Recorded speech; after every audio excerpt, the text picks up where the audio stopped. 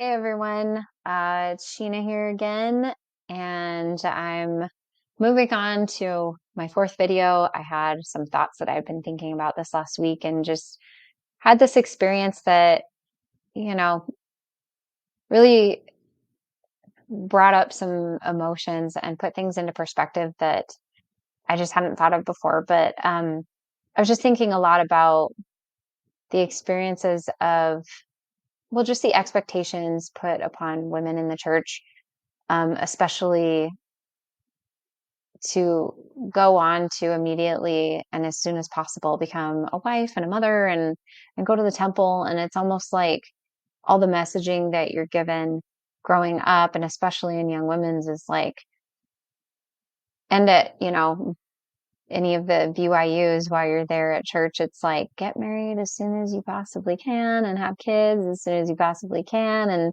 go to the temple. It's like that's like the pinnacle of like fulfillment in life, according to the Mormon doctrine standard for women, um, which makes me mad.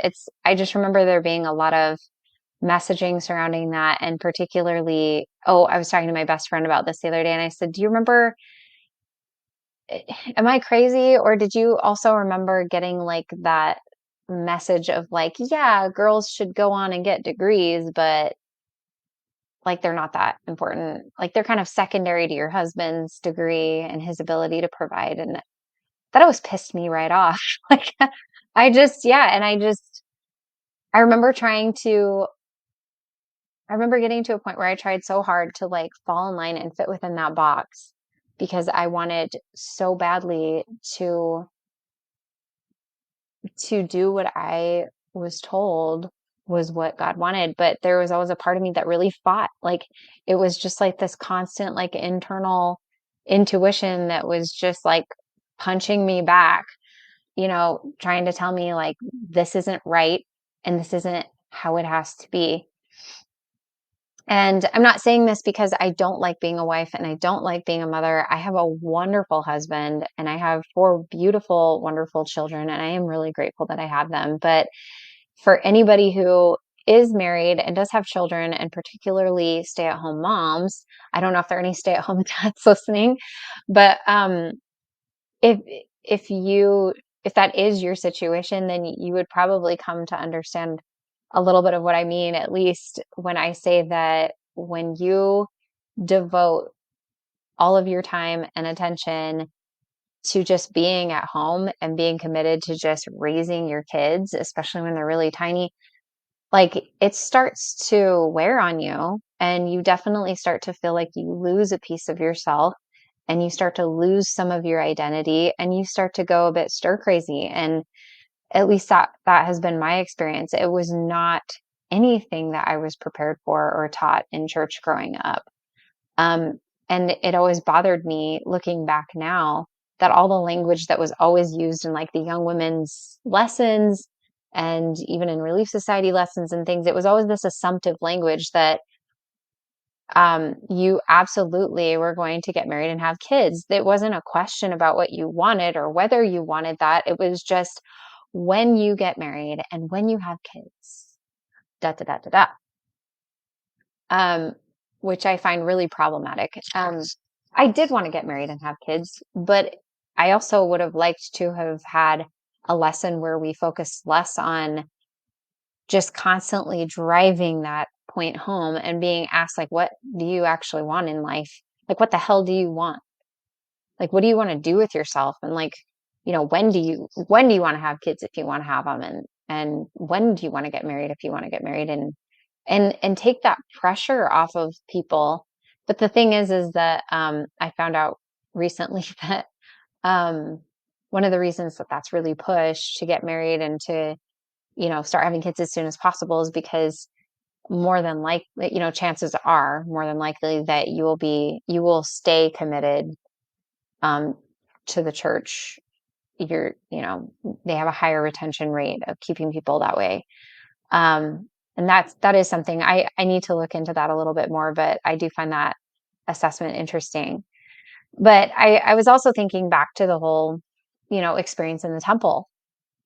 And I realized the other day I was in my closet, um, and I was trying to find, I don't remember what I was trying to find in there, but I was flipping through my clothes, on my hangers, and my wedding dress was hanging up in the back. And I looked at it and I was like, I can't believe I felt like this was how I had to do this. And my dress is actually, it's like almost a mermaid style dress, and it's got this beautiful lace and like eyelash lace along the neckline, and it's a sweetheart neckline, but underneath it's solid, and then from here up it's just lace and it's see-through.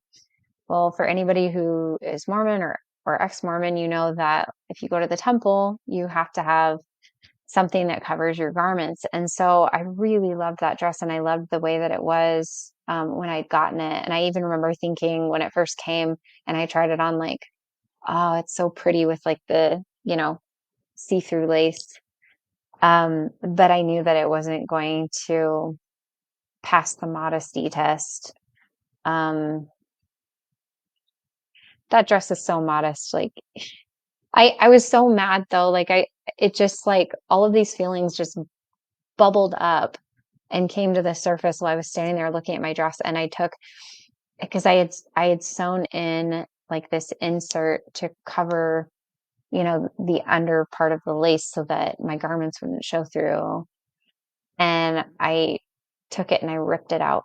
And and then I decided to put it on so that I could see it, with being able to see my shoulders through it, and just feel like I could enjoy it the way that it was meant to be enjoyed and the way that I had originally loved it. And then I decided, honestly, like I'd never even really wanted anything with sleeves.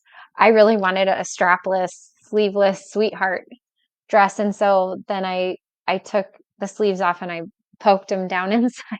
I poked the rest of it down inside and just wore it like a strapless sweetheart around. And at first it just made me feel really good.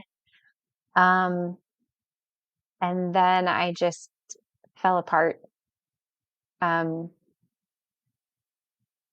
because I realized, like, I didn't get to really choose my wedding. I didn't get to choose anything about my wedding the way that I wanted. Yeah, I mean, I got to pick out my dress. It's not like the church forced me to buy a certain dress, but they did force me to get married in a certain dress. And there are so many accounts that you hear of of women in the church who have left or who have walked away, who've talked about how devastated they were to not at least be able to get married in their wedding dress because it didn't pass the white paper test or whatever. You already feel like you're kind of just being handled in the temple, getting in and out. They only give you so much time to do the whole process, and it's not one that you have any say in. And um,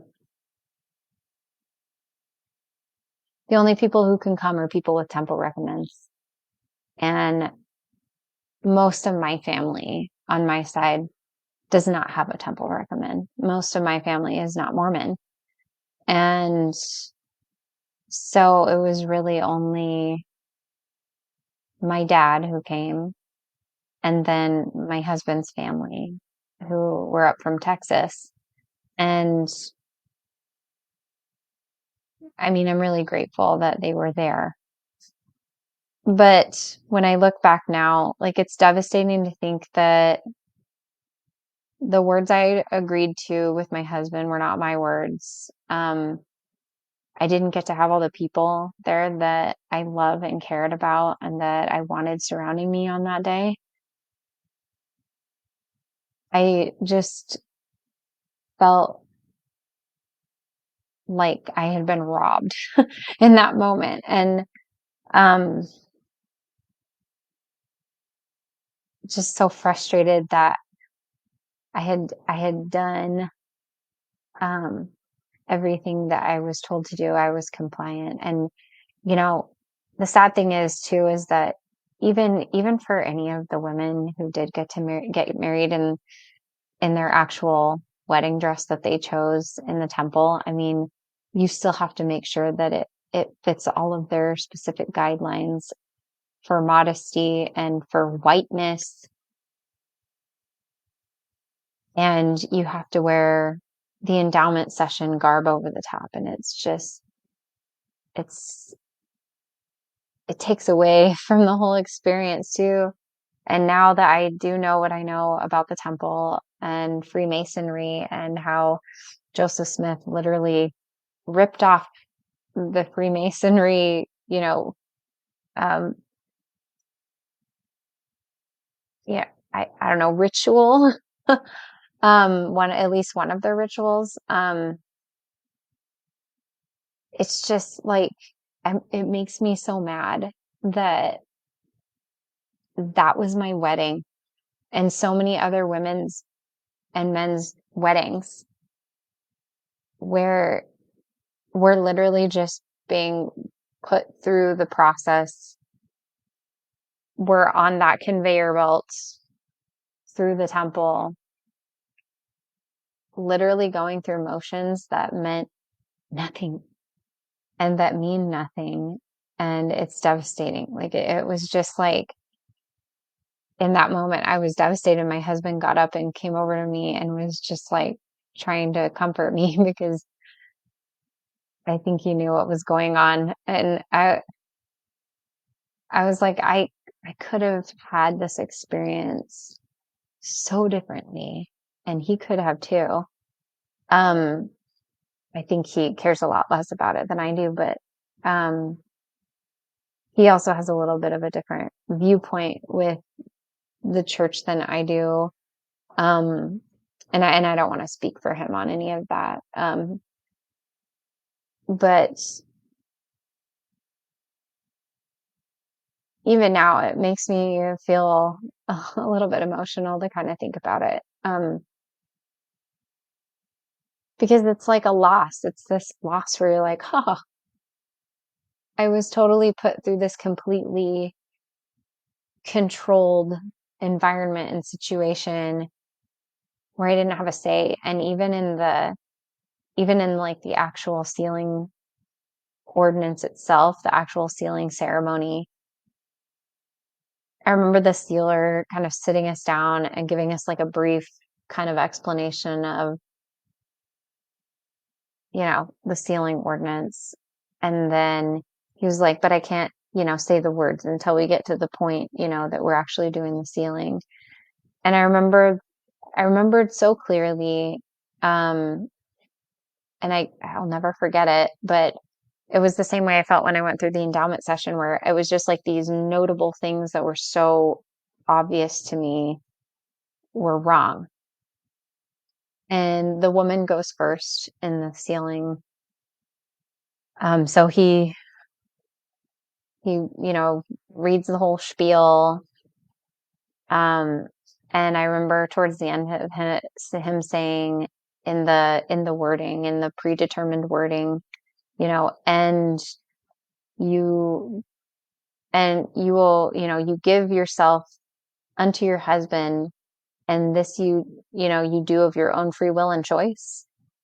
And you have to say yes. And I remember thinking like I remember wanting to be able to hesitate or just even like stop and say like, what do you mean by that? Like I'm giving myself unto him, and like what is that, like the caveat right there is like the of my own free will and choice? Is that just like the church's way of trying to smooth that over as if, they're like, well, hey, we didn't say you had to.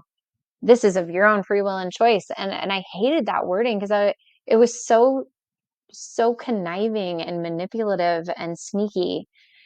And I remember thinking like I said yes, but I remember thinking like, well, the wording is supposed to be the same. So maybe this is more of like an endearment, where it's like we're giving ourselves to one another, coming together. And so I listened really closely for that wording on my husband's part of things, and it never came. And then every time we went back into the temple to perform sealings for the dead, which seems hilarious now. that always, I remember going back in and thinking like, I need to hear those words again. I need to know that I wasn't crazy and I didn't hear that wrong. And we went back in, and sure enough, like every single one that we did, it was always with the woman first. You don't get, I didn't get to know what the wording was for my husband's beforehand. It's just bullshit. Like, and you are agreeing to give yourself to him as if you are a piece of property. But they don't have to give themselves to you. They don't have to do that. And, it was really, that was one of those moments too, where it was like, this is supposed to be like the happiest day of my life. But there was like that sinking feeling in my gut where the polygamy on my proverbial shelf was just poking at me. And all I could think of was, I know why that wording is that way. It's always bothered me anyway that the claim, I think Gordon B. Hinckley was the one who maybe stated this. I think it was in like an interview with Larry King back in like the 90s or something. I want to say, I could be wrong. I could be totally thinking of the wrong interview, but he was the one who I think staked the claim that like, no, we don't sanction that. We don't even do polygamy. We do none of that anymore. But I can 100% tell you that, and even to this day, it says it in like the church handbook, that men can be married, they can be sealed to countless women. Like they can be sealed to subsequent wives, any number of subsequent wives. So it's bullshit. And I always felt like that was like only a partial truth because while yes, like there isn't a practice in this, realm of existence and in the physical sense that we practice plural marriage anymore. Um, there are several men who absolutely have gone on after their wives have died, and like maybe a year or two later, they're getting hitched to some other woman and they're getting sealed to her too. And that always, it never made sense to me anyway. I was like, I mean, not that I know what went down between, the dying wife and the husband, but part of me always wondered, like, is that something that they talked about? Like, did she give her permission, um, for that to happen? I know I use air quotes like way too much, and I do that because like so much of this stuff, it's almost my way of like showing my sarcasm around it because it's just such bullshit in my mind. But when when you read through DNC 132, Doctrine and Covenants, section 132, that entire section is about plural marriage. And people will argue with me and say, no, it's about the new and everlasting covenant of marriage, which is defined as, a man and a woman coming together and covenanting with God before God, to, live his gospel um, and to be sealed together for eternity. Well, that's because in most lessons in the church, like, do you want to know how often we talk about polygamy in any of our Sunday school lessons or Relief Society or priesthood or anything? This much. We talk about it this much. You know why? Because if that were being brought up, it's like this ugly skeleton in the closet that nobody wants to acknowledge and they just want to pretend doesn't exist. Because if that were actually brought up, people would have to actually start thinking about it. And so it's not put into any of the manuals as something to focus on. And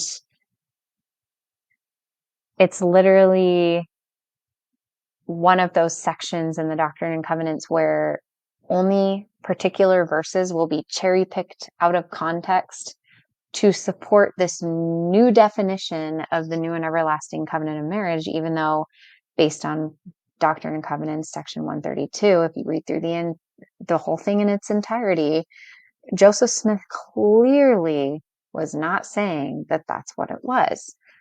He was clearly setting it up to be his own personal doctrine for having a harem.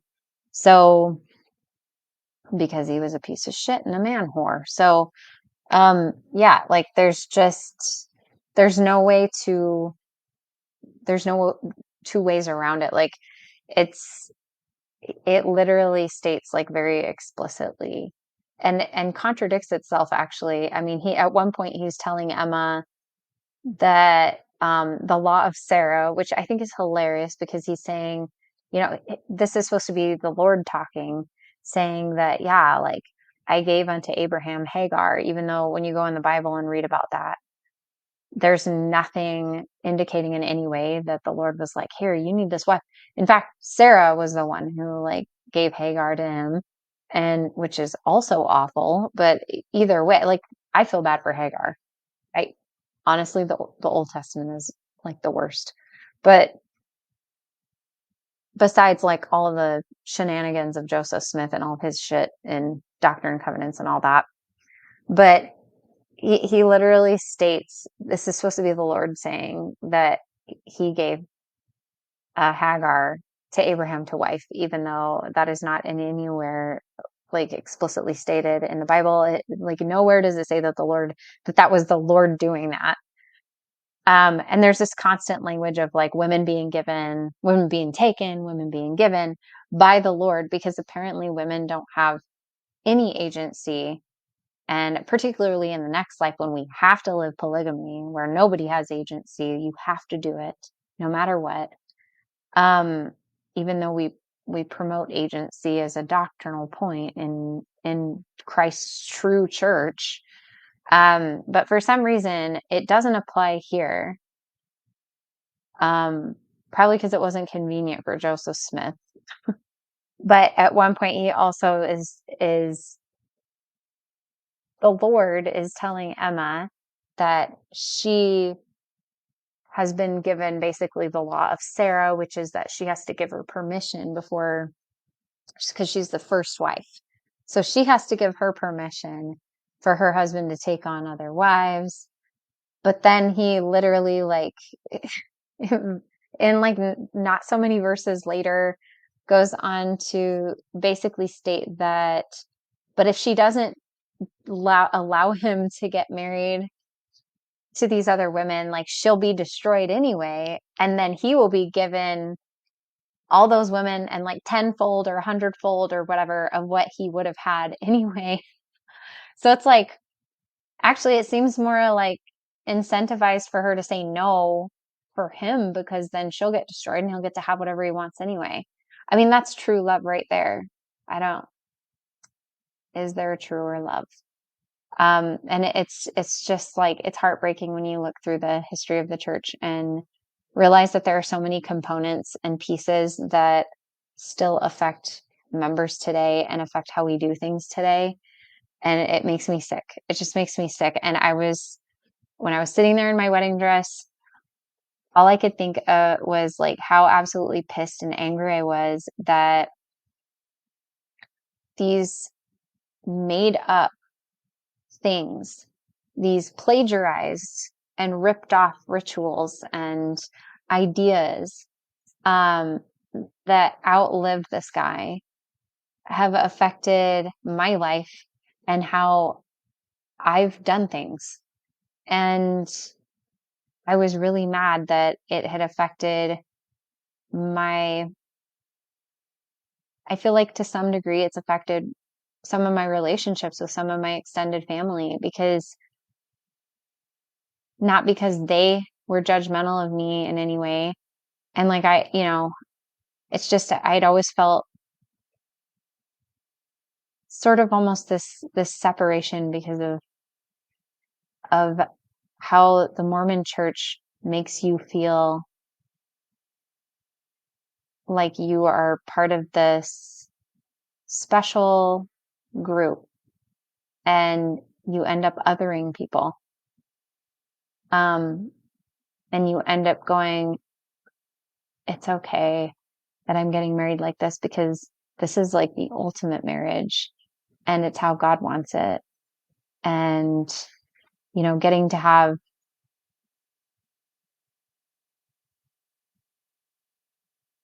a choice in the matter shouldn't matter,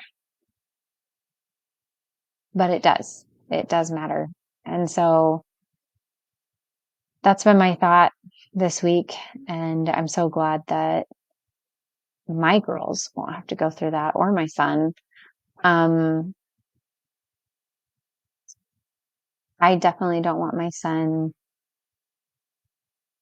being taught these things and being raised to think this way. Um, and I definitely don't want my daughters to feel like they're less than, even within the organization itself. It's like there are different varying levels of being othered. And it's such a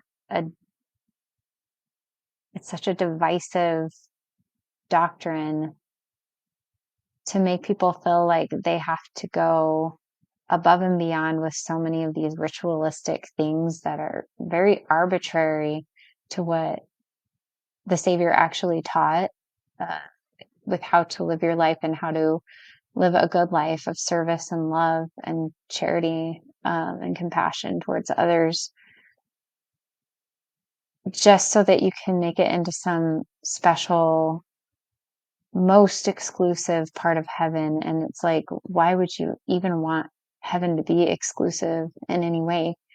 And when I started really thinking about it, I realized, like, so what if there are people who, had sex before they were married? If they're good people, like, why would I want to keep them out of it? Like, why would I not want them?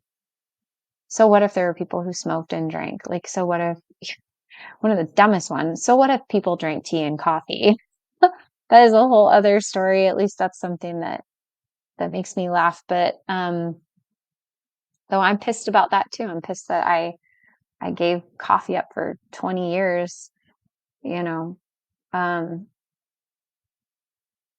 over the idea that I thought that that was literally a commandment from the Lord. And I could go off about each and every one of these things, but I'm trying to stay on topic with the whole wife, mother, and temple thing. And it makes me so mad and infuriated to know that garbage human who mistreated women, who othered them, who demeaned them, who threatened them and coerced them in the worst ways, um, that he actually had an impact on and power over my life and how I chose to do things, how I behaved, because I didn't know the truth about him and because I didn't know the truth about the history of the church and how it began.